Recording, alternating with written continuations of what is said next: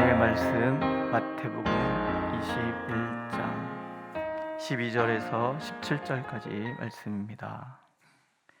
마태복음 21장 12절에서 17절 함께 읽겠습니다.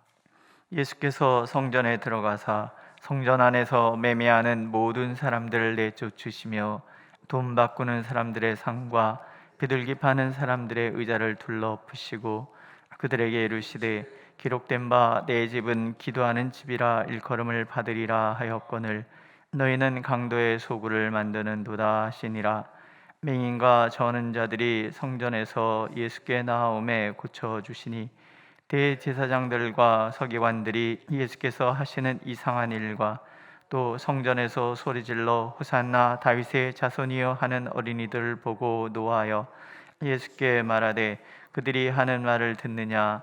예수께서 이르시되 그렇다. 어린아이와 젖먹이들의 입에서 나오는 찬미를 온전하게 하셨나이다 함을 너희가 읽어본 일이 없느냐 하시고 그들을 떠나 성 밖으로 베다니에 가서 거기서 유하시니라. 아멘. 어리석은 부부가 집을 지었습니다. 창문을 내지 않아서 방이 어두웠습니다. 그래서 어리석은 부부는 방을 밝게 하기 위해서 바가지에 빛을 담아 부지런히 방으로 퍼날랐습니다.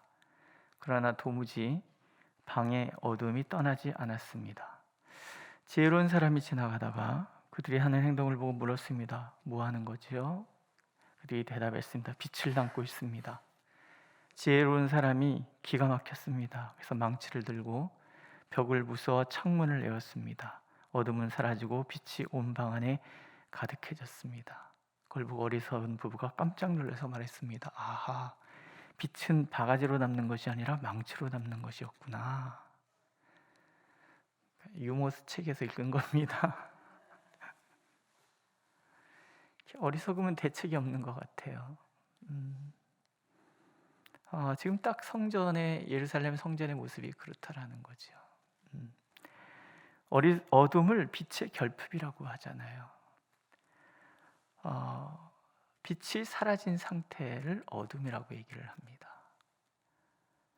그렇기 때문에 빛과 어둠은 공존할 수가 없죠. 어둠은 빛이 차면 물러가게 마련입니다. 지금 이 성전이 어둠으로 가득한 거예요. 어리석음으로 가득 덮여 있는 거죠. 예수님 보시기엔 딱 강도의 소굴입니다. 배타적인 선민의식은 이방인의 뜰을 차단했고 돈의 눈먼 만본주의는 성전을 시장터로 만들었습니다. 위선적인 율법주의 신앙은 국률을 상실해서 가난한 과부가 2렙돈이 전 재산일 정도로 방치하고 있었습니다. 성전은 화려했고 의식은 정교했으며 재물은 차고 넘쳐서 절기만 되면 예루살렘 하수구는 짐승의 피로 흥건했지만 성전에는 대제사장들과 그 무리들의 배를 채우려는 욕망으로만 가득했습니다. 위선, 독선, 아지, 교만의 어둠이 성전을 가득 채우고 있는 거죠. 하나님의 임재를 거부한 성전은 능력을 상실한 채 형식만 남은 위선적인 종교의 온상이 되고 말았습니다. 그곳에서 행해지는 모든 죄인은 입으로는 하나님을 부르고 있지만 인간들의 욕망의 배만 가득 채우는 우상 숭배가 행해지고 있었던 거죠. 그런데 지금 그 어둠 가득한 성전에 빛 대신 예수님이 들어오십니다. 어둠과 빛, 우상과 하나님, 세속주의와 영성이 공존할 수 없기 때문에 예수님은 필연적으로 매를 드실 수밖에 없었습니다. 장사치 도적들 어둠을 그렇게 몰아내시는 거죠. 영적인 어둠에 빠진 사람들은 하나님을 보아도 알지 못하고 육신의 어둠에 잠겨있던 소경과 저는 자들은 도리어 구원을 받습니다. 말라기는 이것을 이렇게 우리에게 들려줍니다. 보라, 영광로 불같은 날이 이르리니 교만한 자와 악을 행하는 자는 다 지푸라기 같을 것이라. 그 이르는 날에 그들을 살라 그 뿌리와 가지를 남기지 아니할 것이로되 내 이름을 경외하는 너희에게는 공의로운 해가 떠올라서 치료하는 광선을 비추리니 너희가 나가서 외양간에서 나온 송아지같이 뛰리라. 지금 그 예언의 말씀이 이루어지고 있는 것이지요. 고린도 전서에서는 우리를 하나님의 전이라고 소개를 하고 있습니다. 우리 안에 성령이 들어오셔서 우리는 한간 육체가 아니라 이제는 하나님의 성전으로 탈바꿈했습니다. 그럼 이 성전 가득 차 있는 어둠은 필연적으로 나가야 합니다. 어떻게 그러면 우리가 어둠을 쫓아낼 수 있을 것인가? 오늘 말씀의 교훈이죠. 첫 번째는요, 나를 성전 삼는 것. 그러니까 다른 말로 내 안에 예수님으로 충만해지는 거예요. 영적인 어둠에 빠뜨리는 내 안에 있는 이 세속적인 가치관, 내 안에 있는 위선, 내 안에 있는 무지, 내 안에 있는 이 탐욕 가운데 예수님을 모셔드리는 거예요.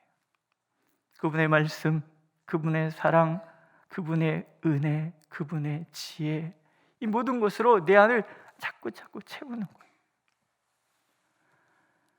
우리 안에 이 존재하고 있는 이 신앙의 그 세속화, 이것이 예수님과 공존할 수 없다는 것을 우리가 기억하고 우리 스스로 그 안에 예수님을 모셔드려야 되는 거예요. 갈라디아서에서는 육체의 소욕은 성령을 거스리고 성령의 소욕은 육체를 거스린다고 말씀하시잖아요. 하나님과 벨리알이 공존할 수 없다라고도 말씀하시잖아요. 그래서 에베소서에서는 우리에게 유혹의 욕심을 따라 썩어져가는 구습을 따르는 옛사람을 벗어버리라고 권하고 있습니다. 예수님을 내 안에 모신다는 것은요, 나를 알아차려야 되는 거예요. 무엇이 존재하는지를 알아차리는 거예요. 나의 근본적인 욕망이 무엇인지를 바라봐야 되는 거예요. 정신없이 살다 보면은 내 안에 무엇이 나를 지배하고 있는지를 우리가 깨닫지 못해요. 알아차려야 되는 거예요. 주님 앞에 서서 주님의 말씀을 묵상함으로 내 안에 주님과 부딪히는 무엇인가, 주님이 오늘도 뒤엎으시려고 했던 내 그 모든 세속적인 욕망들은 무엇인지를 부지런히 살펴야 되는 거예요. 그걸 영성이라고 그럽니다. 알아차리고 멈추고. 워낙 죄악에 길들여져 있는 우리이기 때문에 알아차린다 해서 매 순간 멈출 수 있는 것은 아닙니다. 그럼에도 불구하고 우리는 예수 그리스도 앞에서 그분의 긍휼을 구하며 내 안에 있는 죄악된 욕망들을 부지런히 깨닫고 자꾸 멈추는 삶을 살아내야 한다라는 거예요. 그것이 나를 하나님의 성전 삼는 모습이라는 거죠. 두 번째는요, 기도와 찬송을 회복하는 거예요. 예수님이 화가 나셔서 매를 드시고 강도들을 쫓아내시고 성전을 뒤엎으시면서 청소를 하심에도 불구하고 죄악의 어둠으로 칙칙했던 그곳에 그래도 희망이 보이더라는 거죠. 맹인들과 저는 자들이 예수님께 나오는 거예요. 예수님이 다 고쳐주시는 거예요. 아이들이 예수님을 찬양합니다. 예수님이 예루살렘에 입성할 때 했던 모습을 보고 흉내를 내는 거죠. 너무 재밌었을 것 같아요. 다윗의 자손이여 호산나, 다윗의 자손이여. 아이들이 그러면서 막 뛰어노는 거예요. 희망이라. 예수님 말씀하시잖아요. 내 집은 기도하는 집이라 일컬음을 받으리라. 결국 기도를 회복하는 거예요. 주님과의 만남을 자꾸 회복하는 거예요. 예수님께서는 주님과의 만남에는 차별이 없다고 말씀하시잖아요. 지금까지 안 보여도 상관이 없어요. 내 몸에 어떤 연약함이 있어도 상관없어요. 그저 예수님께 아픈 가슴 안고 나오는 거예요. 부족한 나를 그렇게 주님 앞에 데리고 나오는 거예요. 그래서 그분께 적나라하게 나의 모습을 보여드리는 거예요. 주님, 내가 보이지 않아요. 그럼 주님께서 눈을 열어주시는 거예요. 주님, 내 몸이 불편해요. 그러면 주님께서 그 불편함을 고쳐주시는 거예요. 주님, 나는 연약해요. 그러면 그 연약함 가운데 주님께서 임하시는 거예요. 나를 바꾸시고 고쳐주시고, 죄악의 어둠 가운데서 나는 그저 별 볼 일 없는 존재라고 그렇게 살던 내가 도리어 죄악의 어둠을 밝히는 하나님의 빛으로 그렇게 만들어 주신다는. 그래서 기도는요, 신앙의 본질입니다. 하나님과의 만남의 사건, 하나님의 통로가 되는 은혜의 사건이라는 거예요. 하나님께서는 기도하는 우리를 찾아오셔서 기도를 통해서 나를 만나주시고 회복시켜 주시고 하나님의 능력을 드러내신다는. 하지만 기도하지 않는 자들은 교만의 예수님을 대적하잖아요. 하나님과 관계 맺음을 이루고 그분과 대화를 해야지만 문제가 해결될 터인데 거부합니다. 대제사장과 서기관들이 예수께서 하시는 이상한 일과 예수님이 하시는 일, 하나님이 하시는 일들이 이상하면 안 되잖아요. 이상하다고 정의를 내리는 거예요. 도리어 예수님을 알아보지 못하는 그들이 우리 눈에는 이상하지 않습니까?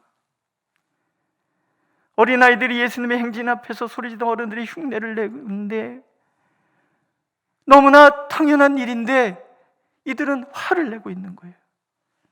또 성전에서 소리질러 호산나 다윗의 자손이여 하는 어린이들을 보고 노하여 예수께 말하였다.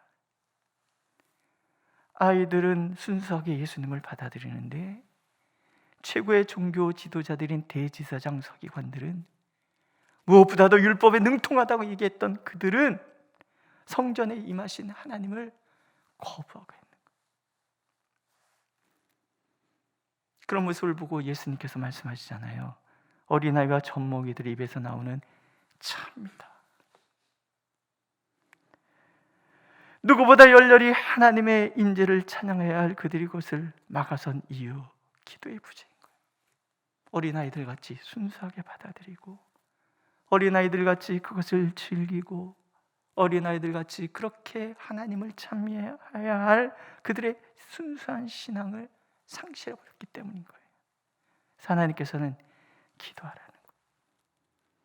하나님의 임재 가운데 나와서 하나님과 자꾸 교제해야 되는 거예요. 그분에게 말씀을 드리고, 그분에게 우리의 소원도 얘기하고, 그분의 사랑에 대한 질문하고, 하나님이 누구신지, 하나님이 저를 위해서 저에게 원하시는 것이 무엇인지 자꾸 질문하고, 그래서 깨닫고, 그래서 멈추고, 이런 기도가 계속 이어져야 돼요. 그래야 내 마음이 성전이 되고, 그래야 내 삶이 하나님의 빛으로 가득하다라는 거죠. 세 번째는요, 하나님의 긍휼을 회복하는 거예요. 맹인과 저는 자들의 기도, 아이들의 찬양을 예수님은 받아들이지만 종교 지도자들은 거부합니다. 굉장히 상징적인 거죠. 아이 같은 순수함을 잃어버린 성전 예배, 연약한 자들에 대한 차별이 있는 성전 어둠이지요. 이곳은 하나님의 성전이 아니다라는 거예요. 신앙의 회복은 형식적인 신앙 행위보다 내 실천적인 삶이 중시되어야 한다라는 거예요. 야고보서는 그것을 우리에게 분명하게 가르쳐주고 있잖아요. 말이 아니라 행함과 진실함으로. 그 궁극은요, 긍휼인 거예요. 우리 안에 존재하는 연약함에 대한 긍휼. 연약한 자들의 그 신앙을 귀히 여기는 그런 마음. 하나님 되신 예수 그리스도께서 그들의 기도를 받아주시고 그들의 그 간구를 예배로 인정해 주셨던 것처럼 긍휼을 회복하는 거죠. 오늘 마지막 말씀 너무나 슬픈 이야기잖아요. 하나님 되신 예수 그리스도께서 그들을 떠나 밖으로 나가 베다니에 머물. 하나님이 머무시는 자리가 성전이 되어야 할 터인데 성전은 강도들이 머무르고 정작 하나님 되신 예수님은 성전 밖으로 나가시는 거예요. 오늘 우리 자신을 잘 돌아봐야 되는 거죠. 내 안에 하나님이 머물러 계셔야 되는데 내 욕망으로 가득 채우고 있지는 않은지, 하나님이 내 가운데 오셨을 때에 내 심령이 다 뒤집어져야 되는데 아직도 움켜쥐고 있는 것은 없는지. 제가 잘하는 기도가 예수 마음의 사랑이여 제 마음을 불사르소서라는 기도. 예수님의 사랑으로 내 안에 존재하는 이 모든 내 욕망의 마음들이 다 불살라지기를. 안 하는 것보다 하는 게 훨씬 좋더라고요. 문득문득 하나님 이게 없어져야 되는데, 물론 내일 되면 또 되살아나기 때문에 아이고 인간아, 그러면서 또 하나님 예수 마음의 사랑이여 제 마음을 불사르소서. 그럼 그 다음날 좀 나아져야 되잖아요. 여전히 똑같아요. 그럼에도 불구하고 안 하는 것보다 하는 것이 100번 낫더라는 거죠. 알아차리게 되니까. 오늘도 하나님께서는 그렇게 우리가 예수님을 내 안에 모시고 그분의 사랑으로 제약된 나의 욕망은 다 불태워지고 오직 주님을 향한 간절한 열망만이 가득해지기를 간절히 원하고 계십니다. 기도하겠습니다. 예수 마음의 사랑이여 우리의 마음을 불사르소서. 죄악과 욕망에 사로잡힌 우리의 마음은 다 불살라지고 주님의 사랑만이 우리 안에 가득할 수 있도록 우리에게 긍휼을 베풀어 주옵소서. 예수님의 이름으로 기도드렸습니다. 아멘. 하늘에 계신 우리 아버지, 아버지의 이름을 거룩하게 하시며 아버지의 나라가 오게 하시며 아버지의 뜻이 하늘에서와 같이 땅에서도 이루어지게 하소서. 오늘 우리에게 일용할 양식을 주시고 우리가 우리에게 잘못한 사람을 용서해 준 것 같이 우리 죄를 용서하여 주시고 우리를 시험에 빠지지 않게 하시고 악에서 구하소서. 나라와 권능과 영광이 영원히 아버지의 것입니다. 아멘.